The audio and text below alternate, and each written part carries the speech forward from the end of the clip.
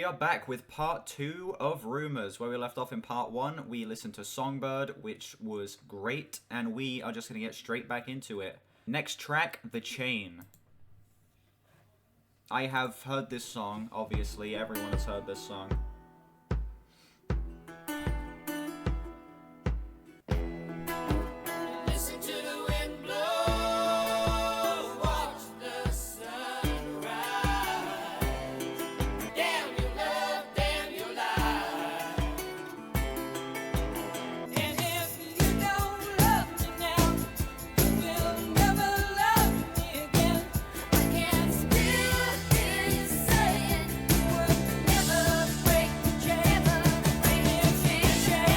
Backing vocals, Jesus.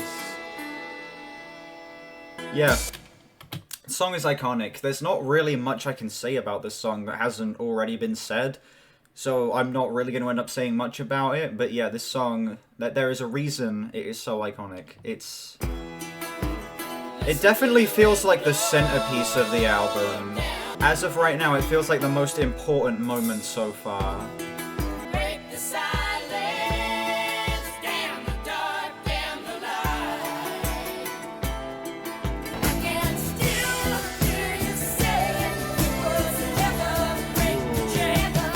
This chorus, I've heard this song so many times, and every single time I am like blown away by how incredible the chorus on this is. Like, this is criminally well produced.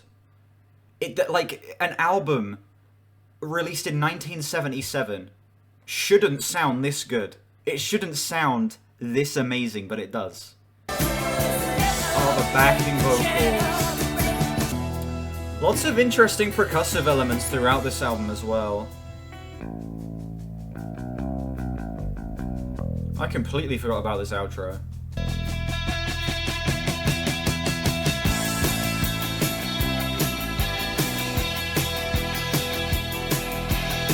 I have not heard this song all the way through in a while. I completely forgot this part was on the end. I genuinely do not remember this bit.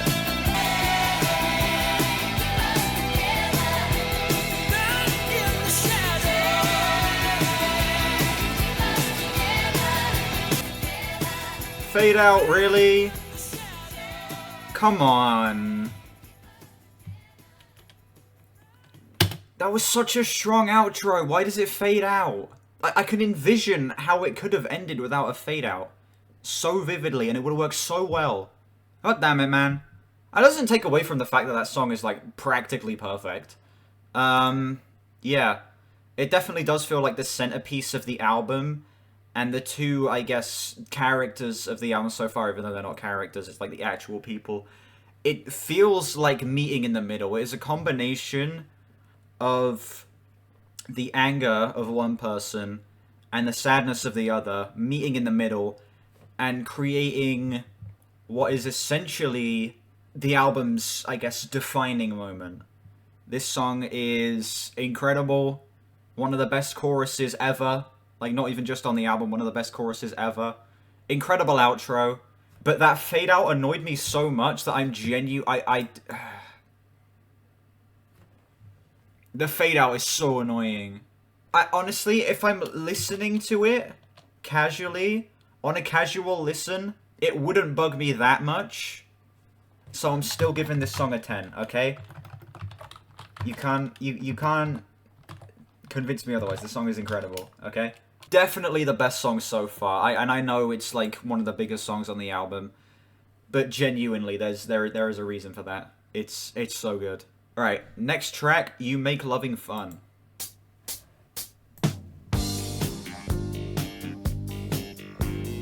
Is this a Daft Punk song? This literally sounds like it's a freaking Daft Punk song right now.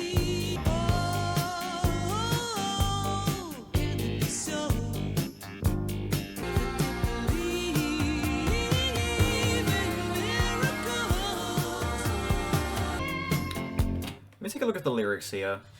So, is this meant to be a point of reconstruction of this relationship? Trying to trying to work things out, I guess. Yeah, because it's saying, I never did believe in miracles, but I have a feeling it's time to try. Yeah, it seems like it's these people trying to sort things out and maybe fix things. That's what I'm getting from this, at least. Maybe sort of as like a memory of what things were like before all of the relationship troubles started. And then this is them trying to get back to that point, I guess.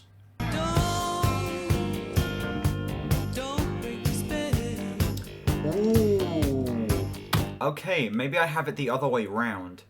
Maybe this is a reflection on when things were good in the relationship, and this is her saying to the other person, don't break the spell. I guess is meant to be, don't ruin things.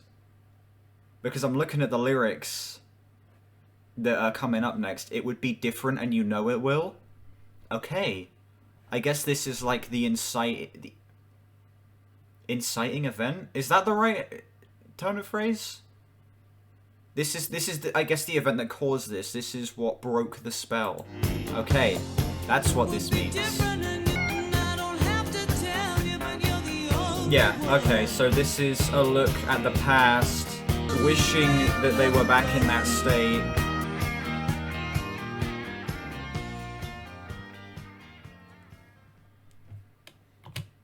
Yeah.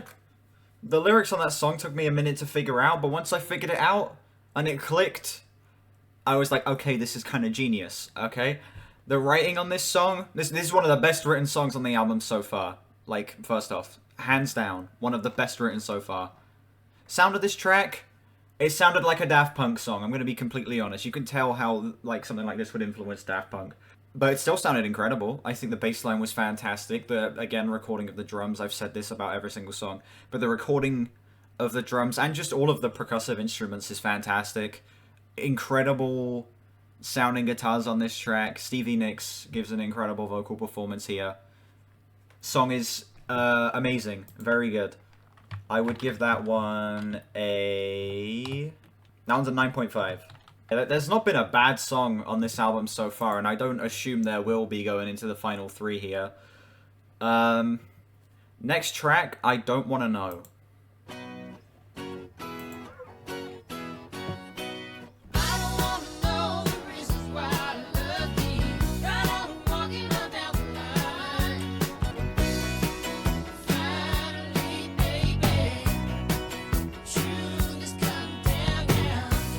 Yeah, this song, the intro here is nice, but it's not doing much in terms of, like, really, like, gripping me in the same way a lot of the previous tracks have.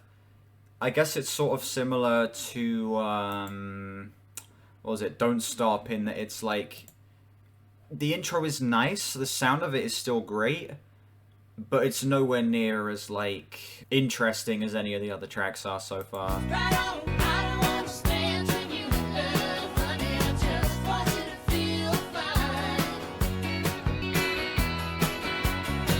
Okay, solid little guitar solo here.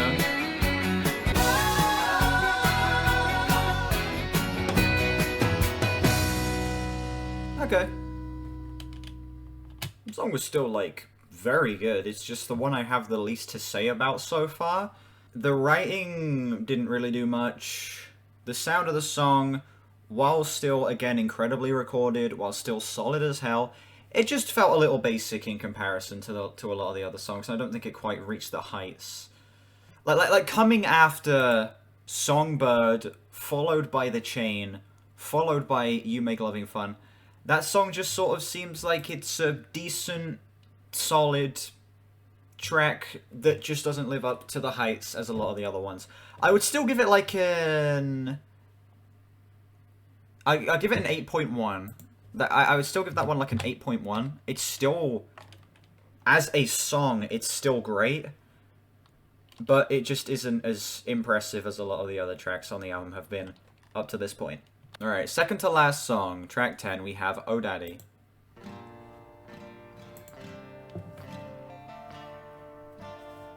Oh Daddy,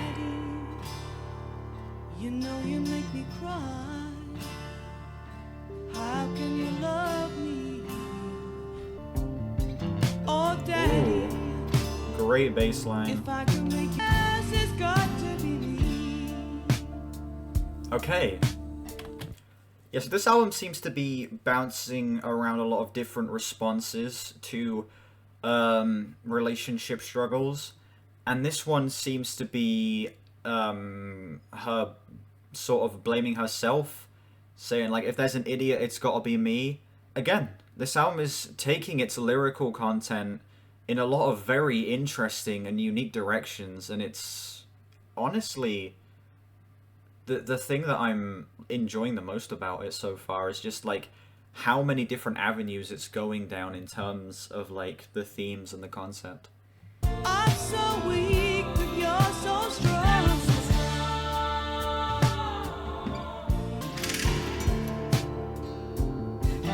Cool. Little I forget what they're called. Again, the percussive elements on this album are like some of the most interesting. I'm so weak, but you're so strong. Everything you do. My only complaint about this song is that it's dragging just a little bit. I feel like it could have been either shortened down or just a little bit quicker. Like, it's dragging just a little bit. That is, like, my only complaint about this track. Oh, yes, it's got to be me. Yes, it's got to be me. Really nice outro. Fade out. Fade out's whatever. But very nice outro. That song was, like, really solid. Not one of my favorites on the album so far, but it was still, like, so well written. Again, I love how many different angles they are tackling this from, and how many different issues they bring up.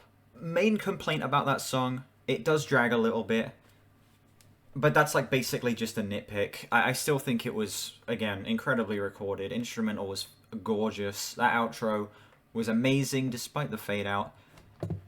I would give that song a flat 9. Right, here we are. Final track of the album. Let's hope it's able to stick the landing. I really hope it does. Next track, track 11, final song, Gold Dust Woman.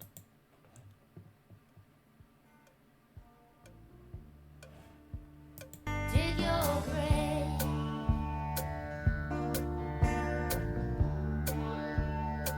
Godless challenge.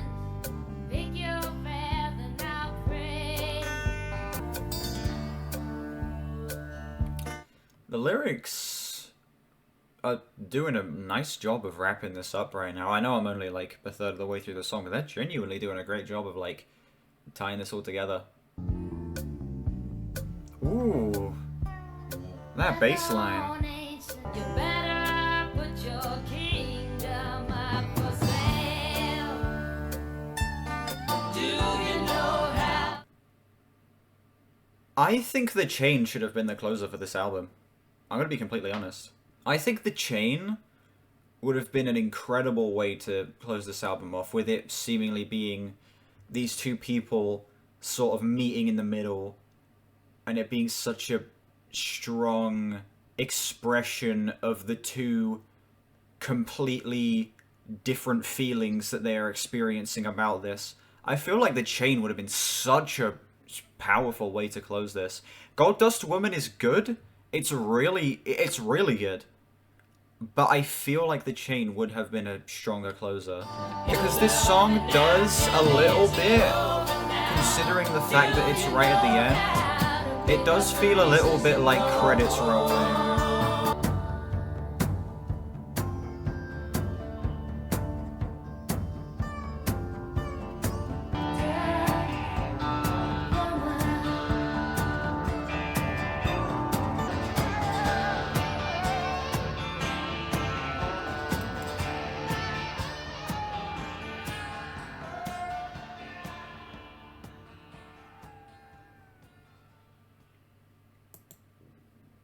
You know what? I take back what I said a minute ago. I think that was, as that track went along, I think that's the perfect way to close this album off. The Chain would have worked as an outro, But this is definitely a very strong way to close this. The way it ties up the themes, the very, like, I guess, desolate sound of it, and the way it sort of leaves it in this very bitter, emotional state as I guess this relationship has come to an end at this point. It's the most interesting way to close the album off, but also the most impactful way they could have closed it off. This does such a great job of tying it together that, like, I completely retract my previous statement. This is the perfect closer. It's not my favorite song on the album. I do feel like it was a little long, but instrumental was still incredible. Love the outro with like those those vocal takes that were just like completely taken over the mix there. Yeah, that song was very, very good. I'd give that one a 9.8. Yeah, that was incredible. And that was Rumours by Fleetwood Mac. Real quick before I do my outro, I am going to add up my scores and I am going to tell you what my overall score for this album is.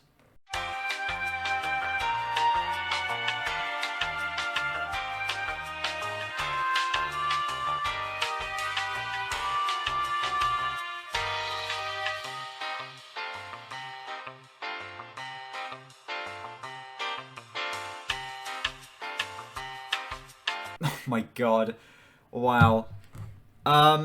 So that is my second album in a row, my second classic album in a row that I'm giving a 9.2 out of 10. Exact same score that Abbey Road got. Yeah, there is not a bad song on this album. It is incredible front to back, amazingly written. It's aged like practically perfectly. A couple pacing issues here and there, and a couple moments that don't quite live up to others. But all in all, it's an incredible, amazing album, and I understand why it's as iconic as it is. As it is. I can't speak. And that is going to do it for Rumours by Fleetwood Mac. Let me know what you think of this album down below in the comments. Do you love it? Do you hate it? Why? Let me know what other albums you'd like to see me react to in the future. Make sure you like and sub. Our goal is 500 subs by February. Join the Discord so you can communicate with the community. You can speak to me on there, discuss music, movies, whatever you want to on there. Oh yeah, check out my other content as well. We have videos on Radiohead. I recently did a video on Abbey Road by the Beatles. We have more stuff coming in the future as well, so make sure you stay subscribed for that. And yeah, I will see you all whenever I next stream or upload. Goodbye.